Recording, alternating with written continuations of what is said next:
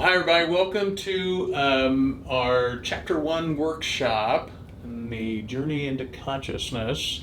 We're going to offer workshops for each of the chapters, kind of breaking it down into doable, actionable changes in our life. So, I'm Eric Banner. Hi, I'm Amy Banter. Authors of The Journey into Consciousness. But anyway, we want this to be fun and enjoyable for you guys. So, I guess we should explain a little about the, I guess you got the outline up here. We're going to go through and just go through chapter 1, kind of break it into pieces and dive a little deeper into kind of our thoughts on the information that's contained in the book. And then at the end of each, so there are 3, the conscious knowledge, being an explorer, and finding stillness. We've got a couple different areas where we're going to pause and have you maybe journal. And so if you don't have a piece of paper, it might be good to get a piece of paper and a pen and just 2-minute reflections. And this is just a 30-minute session here. So we will be... well, the book ends up being a guideline directing you into consciousness. So hopefully you leave this with some action items for yourself, is what we're hoping. All right, paradise is where you're at right now. So when I always hear that phrase, that we have most of our joy in our life is going to come from our perception of life.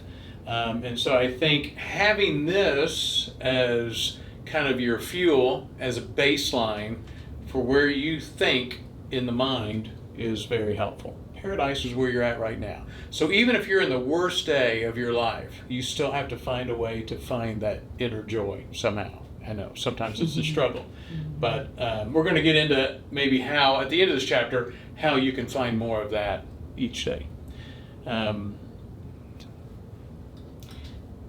first section is conscious knowledge. Sorry, didn't mean to. That's okay. Okay, That's what you were gonna say. Sorry. Yeah. And so let's kind of jump into becoming more aware of what is consciousness. What does it even mean to be conscious?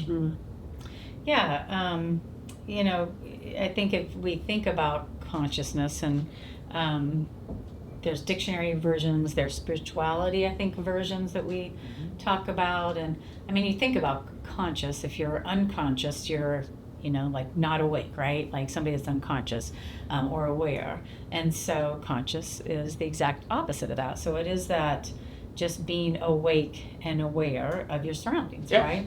And so when we move into more of the spirituality version, or like how we're using consciousness here, we're going to get into that a little more into detail here, because that word, I think, is it's a big word with a big meaning. Yeah. And we're super complex. If we look at our bodies, and this just blows my mind to think that in our bodies there are 30,000 billion chemical reactions going on in our bodies. That's a lot going on. And this is like per second, right? So this is 10 to the 9th chemical reactions per cell, and there's like 30 billion cells in our body, or a trillion. You've helped me with this, but talk about what is going on in the cell. The cell is like a city, and there's like how many chemical reactions just in the cells? 3 times 10 to the 13th per second? Yeah. And what is that, doctor? 10 to the 9th chemical reactions per cell, actually. Oops. 10 to the 9th chemical reactions. 3 times 10 to 13 cells. I'm sorry, So if you think about still that, a big number. It's a big number. And our chemical reactions in the cells, our cells, so there's the building up and the breaking down that's constantly going on. We are constantly reforming, building our body and our cells constantly. So we take in food, we take in fuel, and we use that. So in every cell, part of the job of the cells, these chemical reactions to form energy from what we just put in our body, right? So like the Krebs cycle, that's taking our food, turning it into ATP, which is cellular energy. We also then have processes in our cells that are going on that are maybe breaking down that food and using it to build new things, to build new organs, to build new energy. And so our body, there's anabolic and catabolic, which means you build up and you break down constantly. So think about DNA replication, our metabolism, All of this is continuously going in our body. So I think the thing to walk away with is that we are super complex. We are a miracle. And the fact that this is going on without us even having to think about it. Is consciousness itself. It is. And that this body, we wake up every day and this body and these organs keeps working and keeps ticking and this heart keeps beating. To keep us alive. And this brain keeps working.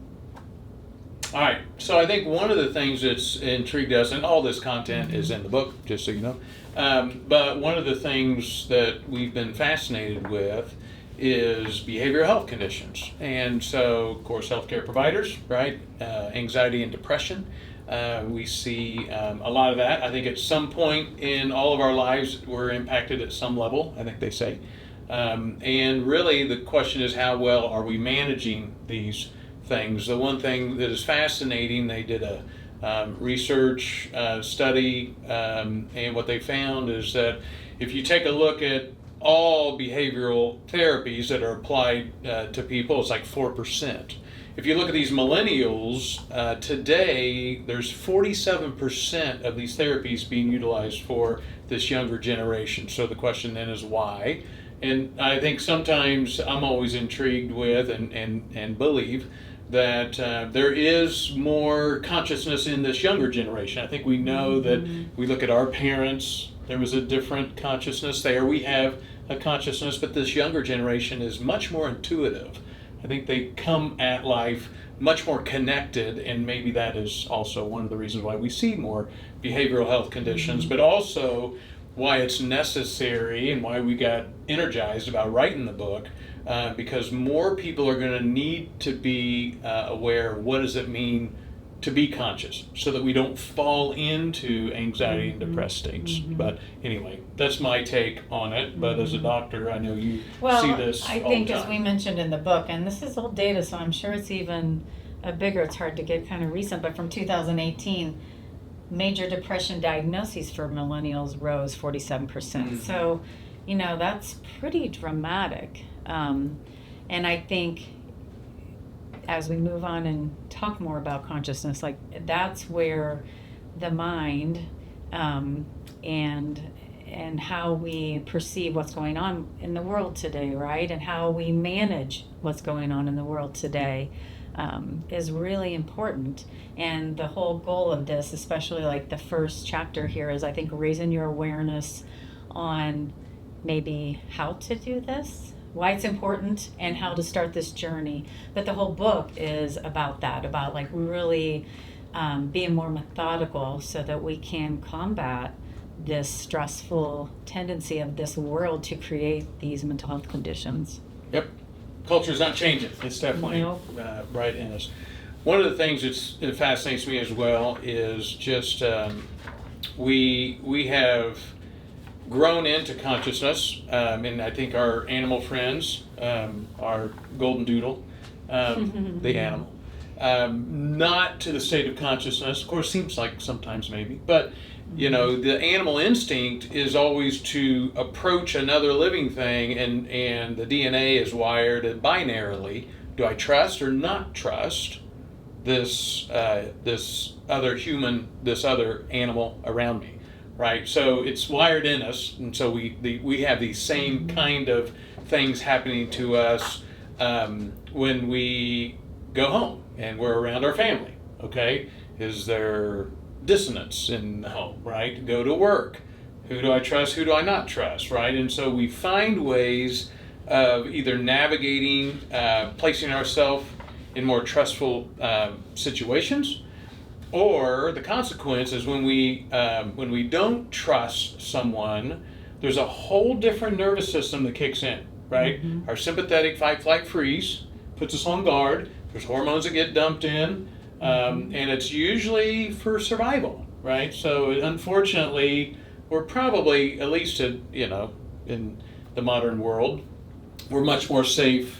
It's not like there's a real tiger in front of us. But this distrust response, even at the work environment or other distrustful environments, causes us to move into that very quickly. And that will pull us out of consciousness into survival mode. So one of the things we want to point out here is that we do want to be more in a trustful state of mind. Now, we can create that in our mind, even if we're around maybe not necessarily hostile environments, but challenging environments. And so that's one of the things we want to do as we're more conscious. We're like, look, you know, they could appear to be distrustful, but I'm not going to turn on those hormones in my body and fire that sympathetic response because it's too costly, right? So that's one of the things that we have to do here. We have to find ways of being in this trustful mind and really looking at our environment and really determine, do I need to be in survival mode? Or can I be more in a trustful mode? And I think that's so important. And some of it is hardwired. I mean, in our book here on page 22, we go into this in much more detail, and I'm not going to go into all of it, but, you know, like you mentioned, that prefrontal cortex, okay? So there's part of the brain that is hardwired, and if it senses trust, it dumps chemicals like dopamine, oxytocin, endorphins. Happy. So oxytocin's like the love chemical, endorphins are the feel-good chemicals, and dopamine. And so that gives us a sense of well-being, and then we can, you know, feel like safe and ready to, I think, be more communal, enjoy this time with somebody, and you're like, oh, this is a good environment. This is, you know, it's like we'll feel like intuitively, we'll be like, oh yeah, these are good, I feel good around this person. Then there's the other, if we sense distrust, which is the amygdala. It's part of our brain that is that emotional processing center. And so that also is a hardwired area in our brain that previous memories, previous traumas, different things like that can be a little more on guard.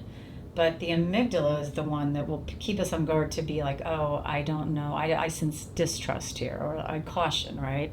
And so then that can also throw us into the other state, like you mentioned, like that sympathetic, instead of parasympathetic calm, you're in that sympathetic fight or flight. And so part of it is being aware and thinking about, like, paying attention to how you feel with these. I think part of it is also looking at our environments, because if we're chronically putting ourselves in an environment that is constantly triggering that amygdala and that distrust, we reflexively will go there. And if we can find ways to get in these other environments, and we're going to talk about this when you journal, then maybe you can dump more of those feel-good chemicals in, and we can feel more loving and open and ready for consciousness. Okay. So when we look at the body, I think for the most part, I don't know in the next 10,000 years that we're not going to grow another arm. I think we're pretty formed physically, probably very close. Not another eye. Don't think so. Evolving, yeah. But I think most of the advancements or the additional refining and formation that we're going to see going forward, definitely in the next 10,000 years, is going to be in the mind. And our ability to, you know, find this inner voice that steers us. And at the heart of it is the heart and the formation of the heart, right? Which, you know, we're saying is our ability, when that is firing at the highest level, we forgive easily, we have a lot of compassion, joy. We're not looking for happiness because it's too short-lived. Joy is much more sustainable, so we need to find more joy in life. And then joy will always lead to love, which, I mean, obviously paints all the good stuff, right? Love is everything, right? Anyway. And then if we have that in the heart, then all of a sudden the mind has an ability that, again, this is all inner, and we're using heart and mind as a way to describe this, you know, very complex inner self. And so, but the mind is the one that then ultimately we perceive, like the trust and distrust, pain and suffering. And so if we can get rid of our own personal pain and suffering, then all of a sudden now we're able to fall into this deeper side of ourself that is longing for, compassion, for, joy, love, all these things. And that becomes, our base point for our existence. But, we can see how hard that is, or how hard it is to forgive, right? How hard it is for us to even process our own pain and suffering. If we can't refine it, we always project it into the world around us, right? So we have to be cautious with how we are doing our best at trying to face our own pain and suffering and then move through it, or fall out of it, maybe is the way to do it. But it's difficult, right? We're not saying this is easy, but we need to be conscious on why it's important. Well said. So so you got the hearts on the right, the mind down below, and then the soul over to the left. I like that. I know, right? This could be good because I think you deal with most of this here. Well, and if it's again, we talked a lot about our environments, right? And how the environment can have such an impact on how we're perceiving the world, how we're feeling. And so when we're in a stressful environment, right, then stress forms disease. And then disease will shorten our telomeres. We see this in our health. There's data showing that telomeres are like in our cells, in our chromosomes. There are these little protective tips on our chromosomes. The longer your telomeres, the longer your health span, life. When telomeres short, they're almost like these little protective end caps on your chromosomes. And when those telomeres start shortening, we start seeing disease, aging.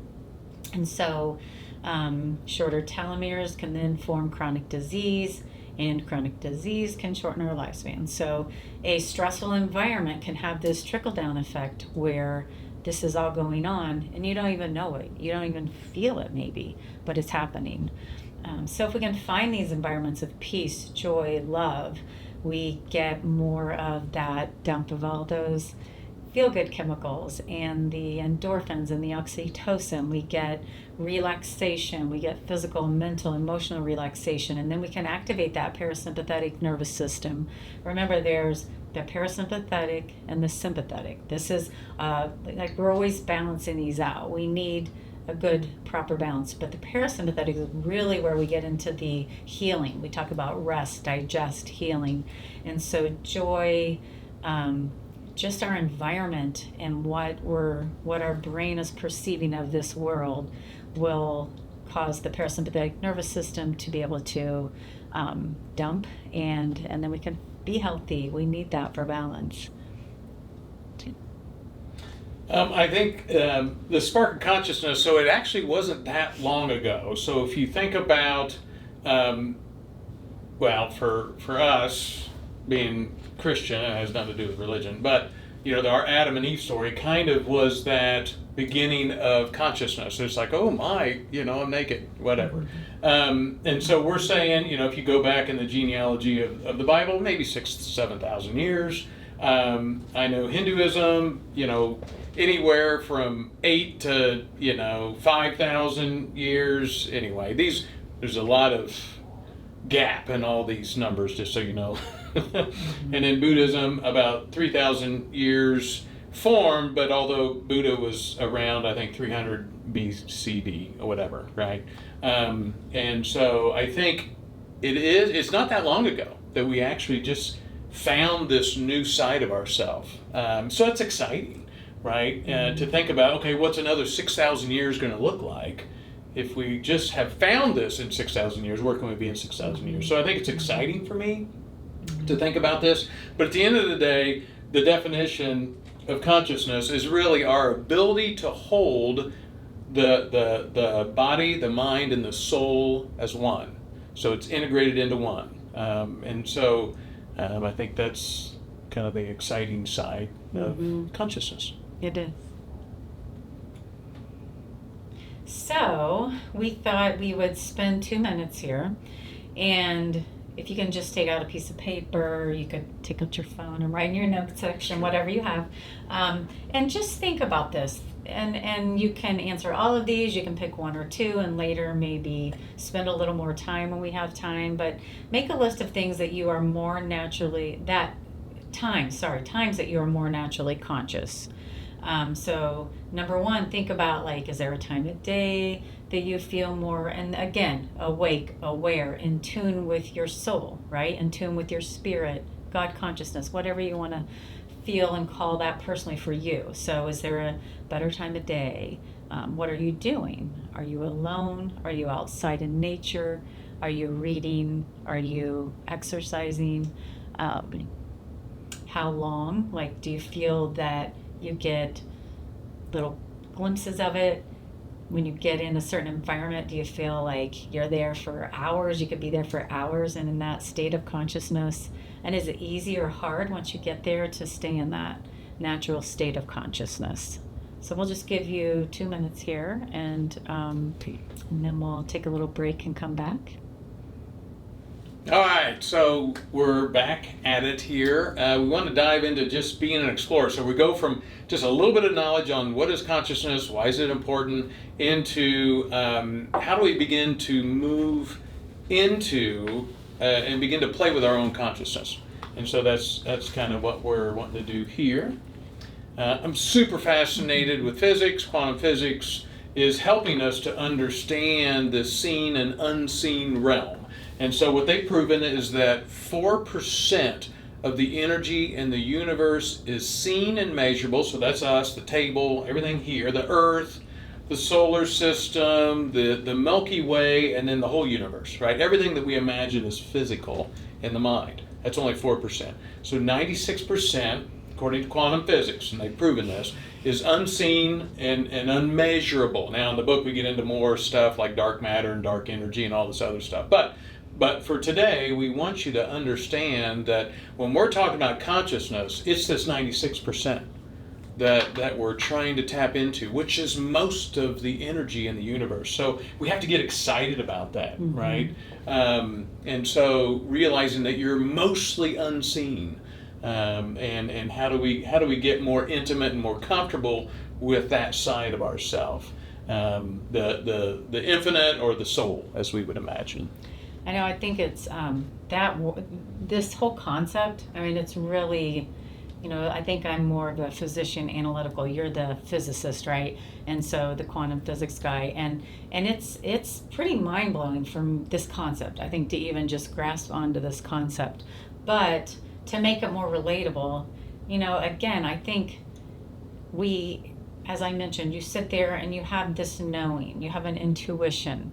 There's some little voice that told you to turn and you missed a car wreck.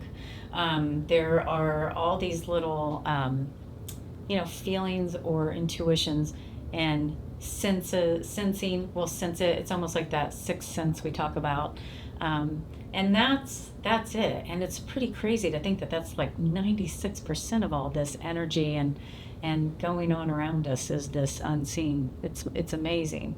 And so again, this infinite, when I think about infinity, it's like eternal, limitless. And so that's what we're trying to tap into through all of this. And this first chapter is just like really believing in that there is this infinite, eternal, limitless part of us all. And it's all kind of communal together, right? All right. So moving into consciousness, if we are on this journey of understanding our infinite, we're saying it is basically that journey is your journey into your consciousness. But to think about that this consciousness is the collection of the seen and the unseen. So you have to understand that it's the same thing, right? So we would say the seen is our body, mind, and then the soul is your infinite or the unseen. The thing that we know we're not in a state of consciousness because when we're not integrated, we do become more in this distrust realm, right? And in the distrust realm, in survival realm, we usually fall more individual. So we're usually thinking more of ourselves. And what we're asking you to do, and of course in that, some other things that come up as we fall into the individual, is we'll have more focus on gluttony, on pride, on personal satisfaction. And so just to try to understand these things that pull us out of consciousness, I kind of give you an idea. A communal life is going to be more of this life of connectedness, where we're more in communion with each other. As we get more in the collection, usually we find ourselves more in a service role, because we're trying to say that 1 + 1 now is 100 or 10. Like when we get together, we can create more energy than ourself individually. And so I think it is that understanding that as we get more communal, as we get out of ourself and find our way into the collection of all living things on this planet, that we truly can become limitless, infinite. The miracles that we see in the world. Yeah, in the book on page 19, because we talk about it on that last paragraph there. Life as we know it was not designed to be personal. It was designed to be communal. When we make it personal, we narrow our full potential in life. To live an individual life is to live a self-serving life, as you mentioned, one that works to satisfy our desires and wants, whereas a communal life is one of connectedness and service. And we mentioned a little example there of Mother Teresa, which I think is a beautiful example of the ultimate. The ultimate level of service, for sure. You probably hear this a lot, be still and know God. And it is in these times of stillness that we just naturally fall into that unseen, into that 96%, unseen energy.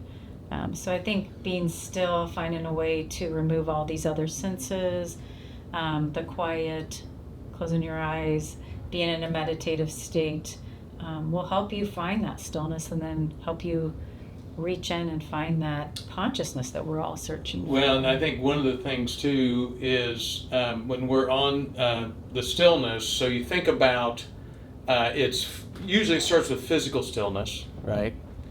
That can lead to mental stillness, and mental stillness will lead you into emotional stillness. So it's those three together that ultimately give you the potential to fall into consciousness. So you can see where it's difficult. This is not an easy task. We're not saying, oh, this is just easy, just sit still. Now, I think it starts with just sitting still. But know that as you are working towards your refinement of what being still is in your life, it will start probably physically, but it could be walking. You could be a walker and you like to walk. And so, but that physical walk leads into the stillness of the mind, and then the stillness of the mind will lead to the stillness of the emotions. And then we're starting to find a way to turn ourselves on into this integrative state. What's kind of Okay, our practice. Our practice of stillness is kind of what we're looking at here. You've heard the word meditation, mindfulness, any of these things, but it's really just being still. And when you're still, 3 phases: physical, mental. These physical can lead to mental stillness. Mental stillness can and will help you to find the emotional stillness. But all three together, when you fall into that and integrate that at that level, then there is a potential to move into meditation, because meditation is when we actually turn on into our unseen, right? And I think, like you were saying, it's been proven that in these states we do see accelerated healing.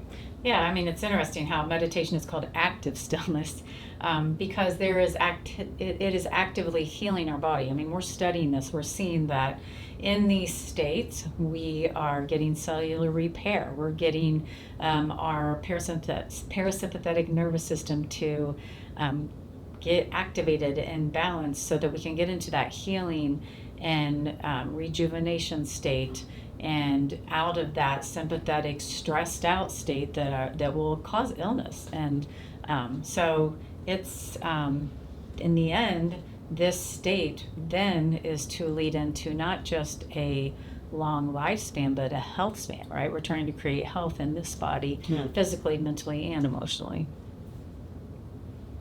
Okay, here we are. So our second journaling, we'll take 2 minutes again here. And again, think back, think about finding your time to be still. When is the best time? When is it the easiest time for you? Where? And then again, how long? Thinking about what's feasible as an action item maybe today to start using this first chapter and just really focusing on creating some stillness and active stillness, right? Yep. All right, we'll give you a couple minutes here. All right, so hopefully this has been helpful just to have these moments to pause and start and continue this journaling after this session or later this week. And just wanted to share a little closing thought with you. In the space between your thoughts, there is your truth. We're going to spend some time here, I think, doing a little closing meditation together. Is that what we're going to do? Yep. So finding just an easy seated posture. Close the eyes. If the mind's busy, leave the eyes open and affix it on something. So try not to look around too much. It could be a leaf out the window. But from here, let's just all take a exhale together. And then inhale through your nose for 4, 3, 2, 1. Smooth breath. We exhale through the nose for 5, 4, 3, 2, 1. A little quicker inhale through the nose. 4, 3, 2, 1. Slower exhale, nose. 6, 5, 4, 3, 2, 1. So you're just on your own. Do your own counting. The counting, the brain loves this analytical stuff. And it does help you to kind of stay in a state of concentration, which is what we're trying to foster here. So you're on your own, just inhaling and exhaling through the nose. Let your exhale be a little longer with your counting, but just as long as when you exhale, you feel more released, more relaxed. So it shouldn't be work at any time. Each exhale, you're getting a little softer. You're starting to feel the weight of the body, whether you're in the chair or wherever you're at, of getting more released, more relaxed. So you can let go of the counting if you want, but continue to let the exhale be a little bit longer. And then just kind of scan the body. So release any tension. Maybe the neck and the shoulders, arms, torso, the hips, the legs. Little pieces like the jaw, the tongue, the skin on the face. Just scan the body again. Anything that you're still holding, allow it to relax. And then from this relaxed state, allow the mind to stay in a state of concentration so you could focus kind of maybe at a place between the eyebrows, at the forehead. You can focus at the heart center. And when you're focusing here, tune into your infinite. So even imagine, for me, I always imagine some kind of dynamic swirling energy inside me that's infinite, right? It's not static. And just see it, maybe at the heart center. Maybe see this sphere of energy in the brain region. And with it, know that it is your fuel from your infinite, from your soul. Find comfort in resting within your infinite.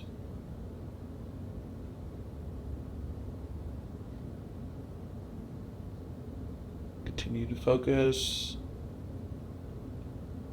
Maybe at the forehead, a place in between the eyebrows, almost as if you're gazing from the center of the brain through the eyebrow region out into your infinite. So you're looking deep within yourself.